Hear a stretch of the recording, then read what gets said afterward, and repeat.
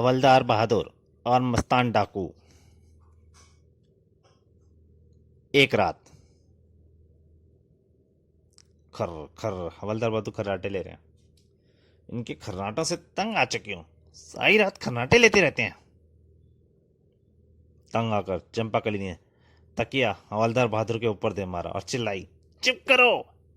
उई, छत गिर गई, छत गिर गई। होश की बात करो। मैंने तकिया फेंक कर मारा है। तो क्यों मारा?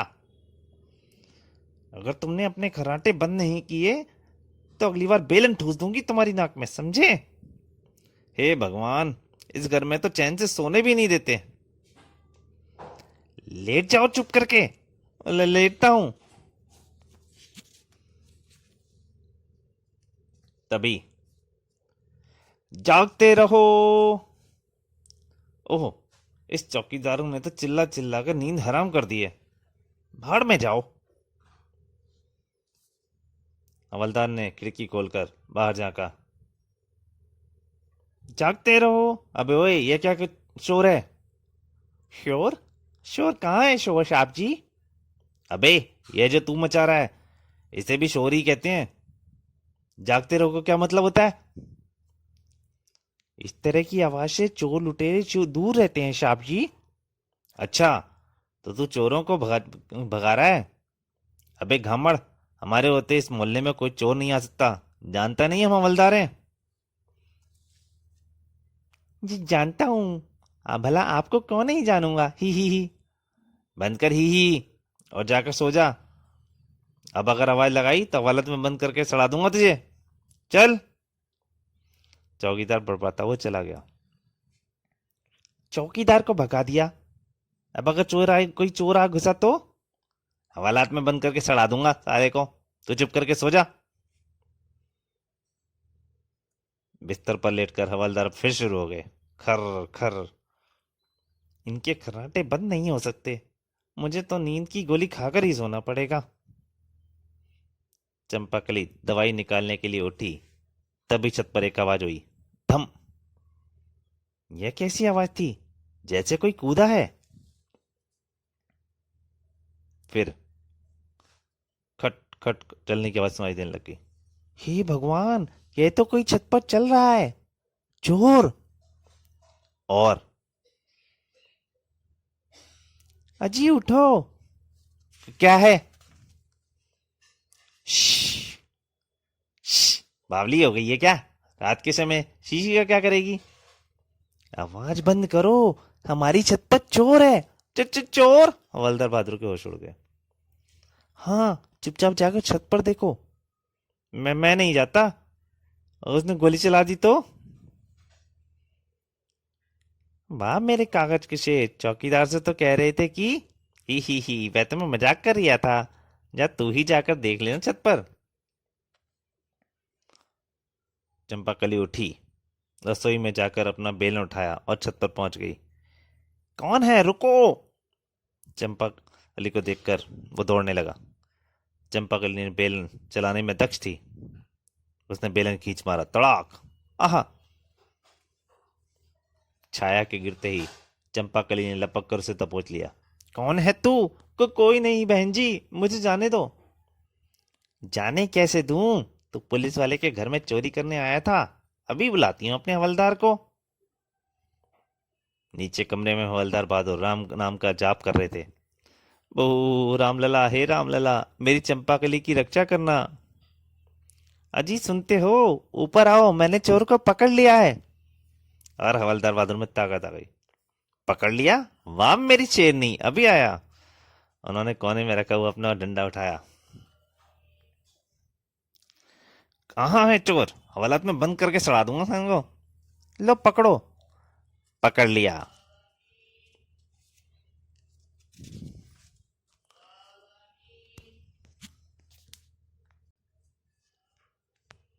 क्या करते हो जी?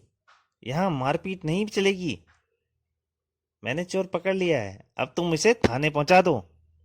यह भी ठीक है। थाने ले जाकर इसकी दुम में नकद कसूंगा। हवालात में बंद करके सड़ा दूंगा सारे को। चल बे उठ। और हवलदार चोर की गुद्दी पकड़ उसे थाने लेकर चल पड़े। साहब मेरी बात तो सुनो, मैं चोर नहीं हूं। फिर क्या है? थानेदार। चोर चलते चलते अचानक नीचे बैठ गया। अबे ओए! हवलदार ने हाथ से उसकी गर्दन छूट गई। तुरंत ही उठ गया और दौड़ लगा। अबे रुक जा, पकड़ो चोर! उनका शोर सुनकर चोर तो नहीं रुका, मगर चौकीदार उधर आ निकला। अरे हवलदार बहादुर जी, किसने पटक मारा आपको? चोर था। चोर? आपके होते मोहल्ले में चोर कैसे आ गया? और आपको पटकने भी दे मारा ससुरे ने? ही, कभी कभी ऐसा हो जाता है। मगर एक बात सुन, यह चोर और पटकनी वाली बात किसी के से मत कहना। अगर खुली तो तुझे हालत में बंद करके सड़ा दूंगा। ही, बिल्कुल नहीं कहूंगा जी। अब आप चलिए जी, क्योंकि मैं पहरे देता हूँ यहाँ। हवलदार बहादुर चुपचाप वापस आ गए। अरे इतनी जल्दी लौट आए थाने से? क्या हुआ चोर का? मैंने उसे पर निकले दो सिपाहियों के हवाले कराया हूँ। अब सो जा। सुबह को हवलदार बहादुर थाने पहुंचे तो इंस्पेक्टर खड़क सिंह ने उसे बुलाया। हवलदार बहादुर हाजिर है सर। तुम्हारी ड्यूटी आज रेलवे स्टेशन पर रहेगी हवलदार बहादुर। प्लेटफॉर्म पर घूमते हुए आंखें खुली रखना। खबर मिली है कि कुछ आतंकवादी रेलवे स्टेशन के आसपास देखे गए हैं। आप चिंता न कीजिए सर, मेरे होते रेलवे स्टेशन में कोई गड़बड़ नहीं हो सकती। आतंकवादी तो मेरे नाम से ही कांपते हैं। ही। ठीक है, अब जाओ अपनी ड्यूटी पर। हवलदार कलेक्शन के जाने के बाद उसके एक मुखबिर का फोन पर सूचना दी उसे। साहब, गाजियाबाद का कुख्यात डाकू मस्तान सिंह अपने शहर में आया हुआ है। उसके 3 साथी भी आए हैं। ये सब मेकअप करके हुलिया बदल के लेने में दक्ष हैं। हो सकता है वह लोग यहाँ कोई वारदात करने के बाद बहाने से आए हों। सूचना के लिए धन्यवाद। मैं पुलिस फोर्स को अलर्ट करता हूँ। अच्छा साहब, और कोई खबर मिली तो सूचित करूंगा।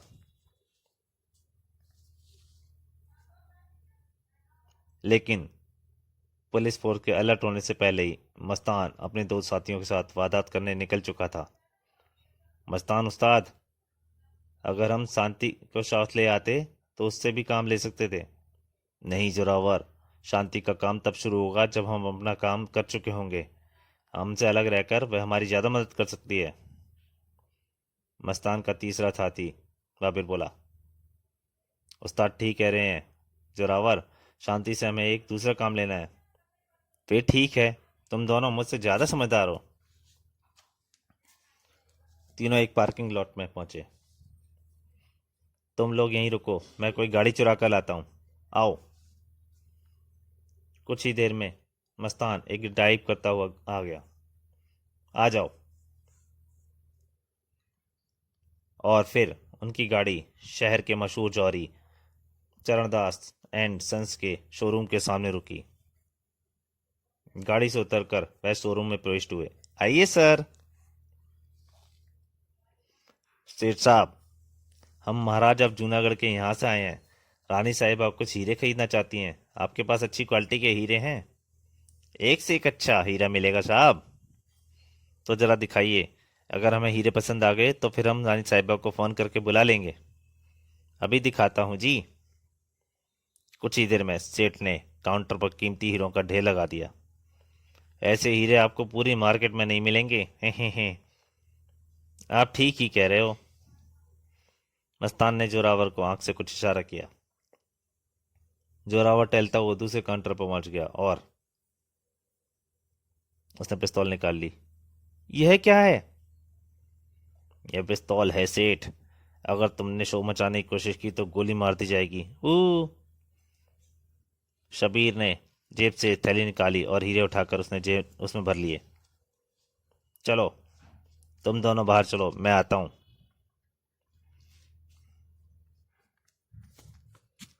मस्तान ने अपनी जेब से जंजीर से पड़ी हुई एक घड़ी निकाली। सेठ, यह घड़ी एक खतरनाक बम है जो आवाज की लहरों के दौर से फटती है।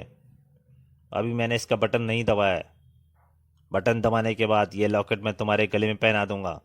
उसके बाद तुमने या तुम्हारे साथी ने मुंह से कोई आवाज निकाली या कोई शोर मचाया तो यह बम फूट जाएगा और तुम्हारे साथ यह शोरूम भी उड़ जाएगा।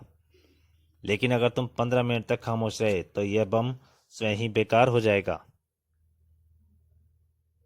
फिर मस्तान ने घड़ी का एक बटन दबाकर लॉकेट सेठ के गले में पहना दिया और खुद बाहर निकल गया।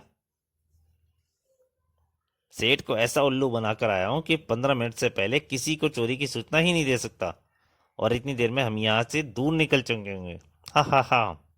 तुम्हारी बुद्धि का भी जवाब नहीं है उस्ताद। 15 के बजाय 20 मिनट बाद सेठ चरणदास बोलने का साहस जुटा पाया। चोर चोर। चोर तो दूर जा चुके होंगे सेठ जी, अब तो पुलिस को फोन करो। सेठ ने तुरंत पुलिस को फोन किया। शोरूम में पहुंचकर इंस्पेक्टर खड़क सिंह ने सेठ के गले से पड़े हुए लॉकेट को ध्यानपूर्वक देखा।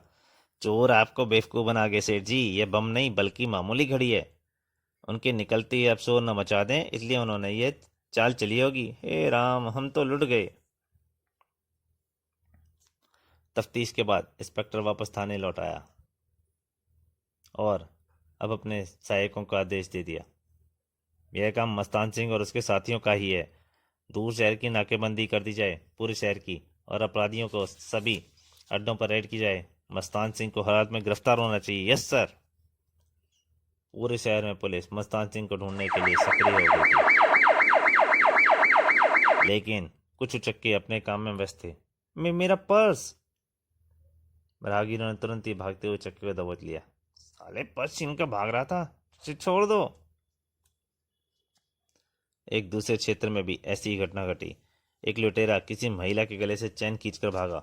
महिला ने शोर मचाया और पुलिस ने गश्ती दल ने उसे लुटेरे को दबोच लिया। इंस्पेक्टर खड़क सिंह काफी क्रोध में था। क्या हो रहा है? चारों तरफ लूटमार मची हुई है, क्यों? पता नहीं सर, ऐसा लगता है जैसे शहर के सारे लुटेरे योजना बनाकर एक साथ वारदात करने निकले हैं। उधर हवलदार बहादुर रेलवे प्लेटफॉर्म पर डंडा बजाते फिर रहे थे।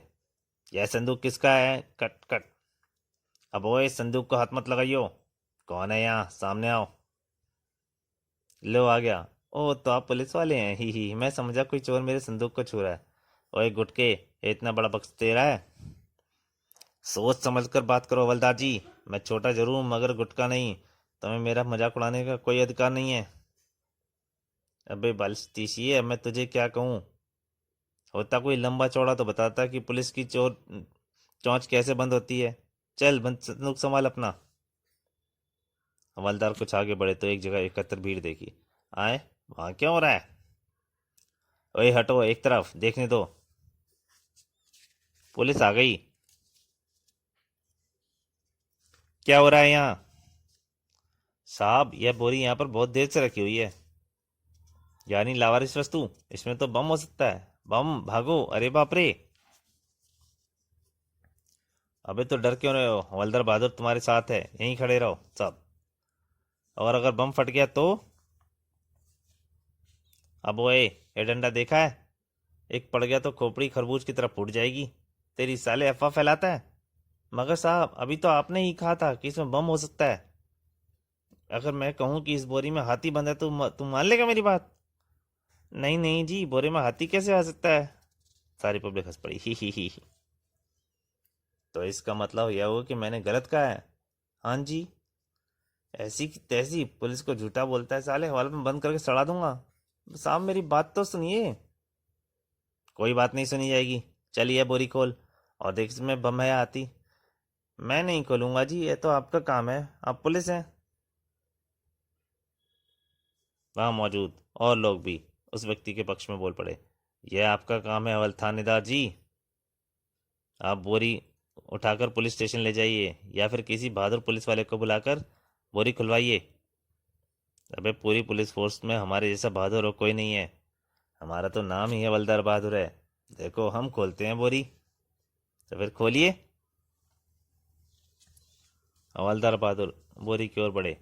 वहां खड़ी भीड़ दूर तक हट गई। अगर इसमें सचमुच बम हुआ तो क्या होगा? बेकार ही पब्लिक ने मैं बहादुरी के डींगे मार उठाऊं। मैं भी उल्लू का पट्टा हूँ। हवलदार जी खोलो ना। हवलदार बहादुर ने हिम्मत जुटाकर बोरी मुंह पर बंधी। डोरी खोली। रक्षा करना राम जी।